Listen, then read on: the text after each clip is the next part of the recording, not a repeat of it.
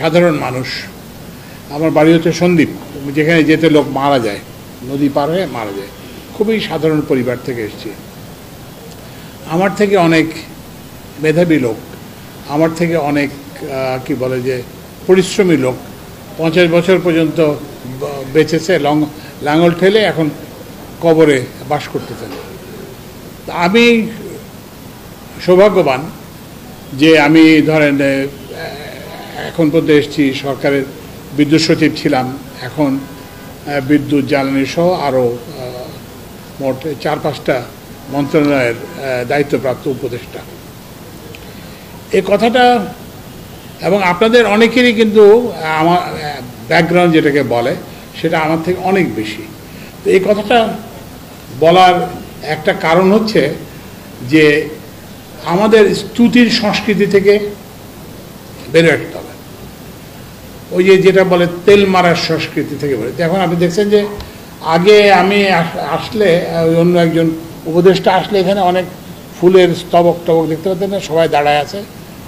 এগুলো কিন্তু এখন থেকে আর দিস আর নট অন। তারপরে এই যে আমি ওখানে আমরা এসার আশেপাশে শুধু আমি বলে না, নতুন যারা উপদেষ্টা আসছেন, তো আমরা একটা রক্তের ইয়ের উপর দিয়ে আসছি সবাই। তো আমাদের পক্ষে তো এই ধরনের এটা সাজে না। তারপরে আরেকটা জিনিস আপনি চিন্তা করেন, সেটা হচ্ছে যে যারা মুসলমান তারা আমরা নামাজ পড়ি, নামাজে কি বলি? সূরা ফাতিহা পড়ি। সূরা ফাতিহাতে কি বলা আছে? যে প্রথম লাইনটা কি? আলহামদুলিল্লাহ রাব্বিল আলামিন, সমস্ত প্রশংসা আল্লাহর জন্য। তো যদি তাই হয় তাহলে আপনি অফিসে এসে আপনার এই যে বসের প্রশংসা কেন করবেন, আপনার সচিবের প্রশংসা কেন করবেন? আপনি তো বলছেন যে আমার সমস্ত প্রশংসা আল্লাহর জন্য।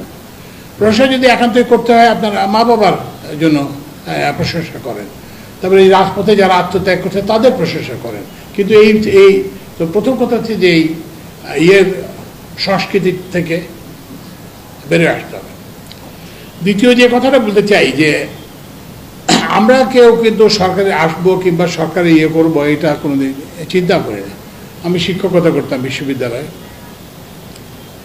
তো যে একসময় বলা হলো যে উপদেষ্টা হিসাবে শপথ দিতে হবে। তা আমার একটা ফুল শার্টও নাই, কারণ আমি ইউনিভার্সিটিতে পড়াই, আমার তো ফুল শার্ট দরকার হয় না, একটা হাফ শার্ট পরে যাই কিংবা একটা টি শার্ট পরে যাই। তারপরে হচ্ছে যে আমার একটা জুতা নাই, কারণ আমি তো স্যান্ডেল পরে যাই, ইউনিভার্সিটিতে তো জুতা পরে যেতে হয় না। তো যাই হোক, আমার স্ত্রী বললো যে তোমাকে একটা 7-8 বছর আগে কে যেন একটা ফুল শার্ট দিয়েছিল, সেই ফুল শার্টটা বের করলাম, করে তারপর আমাকে দিল, তারপর আমি এটা দিয়ে সবাই।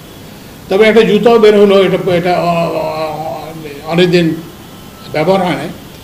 তো ওই জুতাটা শপথ দিয়ে আসার সময় ওটা সোলটা পড়ে গেছে, কারণ ওটা তো ব্যবহার হয় না, ওই যে গ্লু থাকে, গ্লুটা তো ইয়ে হয়ে গেছে। তো এই কথাগুলোর বলার, তারপরে আমি খুবই সাধারণ জীবনযাপন করি। আমি ওই বাজারে যাই, পেঁপে কিনি, তারপরে কীভাবে কিনি, তারপরে গুলশানে থাকি আমি, 2 নম্বর ওখানে দাম বেশি বলে আমি হেঁটে শাহজাদপুর বাজারে যেয়ে বাজার করি। তো আমি I use to enjoy my freedom. আমি আমার শিক্ষক হিসেবে ছাত্রদের সাথে মেলামেশা করতে এবং ওই যে বাইরে মেলামেশা করতে এটা খুব পছন্দ করতাম। তো এত সত্ত্বেও এবং আমার এবং ওই যেগুলো মানুষকে আকৃষ্ট করে, এই যে